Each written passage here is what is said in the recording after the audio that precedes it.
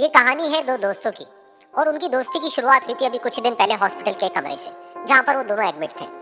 तो दोनों में से जो एक था, उसको अभी कुछ दिन पहले एक पैरालिसिस का अटैक आया था, जिसकी वजह से गर्दन के नीचे की उसकी पूरी बॉडी पैरालाइज हो गई थी और वो अपनी एक उंगली तक नहीं हिला सकता था।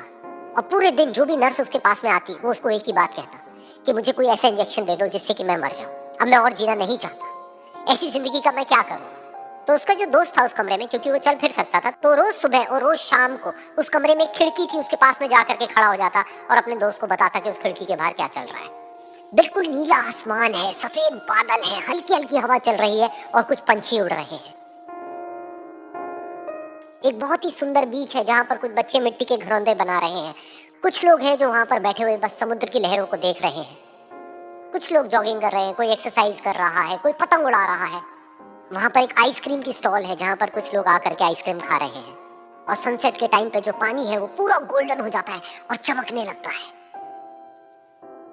तो शुरू में तो जब उसने वो सब बताना शुरू किया तो उसके दोस्त के ऊपर ज्यादा असर नहीं हुआ, लेकिन धीरे धीरे उसके अंदर जीने की चाह जागने लगी।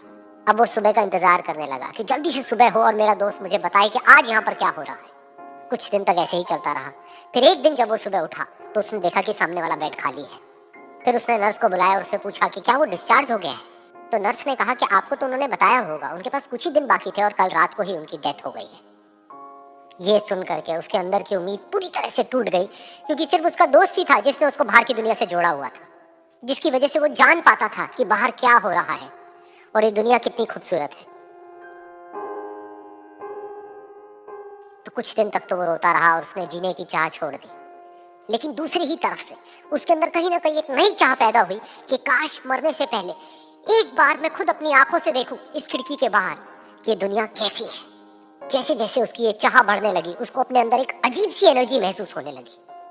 और फिर एक दिन उसने अपनी पूरी ताकत लगा दी और किसी तरीके से वो बेड से नीचे गिरा और पकड़ पकड़ करके किसी तरह से उस खिड़की तक पहुंचा। फिर उस खिड़की को पकड़ करके वो खड़ा हुआ और खिड़की के बाहर देख लिया। लेकिन खिड़की के बाहर देखते ही वो गुस्से से भर गया। उसने जोर से नर्स को आवाज लगाई और जैसे ही नर्स आई उसने नर्स से पूछा, ये तुमने क्या किया, ये खिड़की के बाहर काली दीवार क्यों खड़ी कर दी। तो नर्स को समझ नहीं आया वो क्या बोल रहा है। वो बोली कि मुझे 5 साल हो गए हैं यहाँ पर, जब से मैं आई हूँ तब से तो ये काली दीवार यहाँ पर है। तब जा करके उसको समझ आया कि उसका वो दोस्त उससे झूठ बोल रहा था। और उसने नर्स से पूछा, अगर ये काली दीवार पिछले 5 साल से यहाँ पर है तो मेरे दोस्त ने मुझसे झूठ क्यों कहा।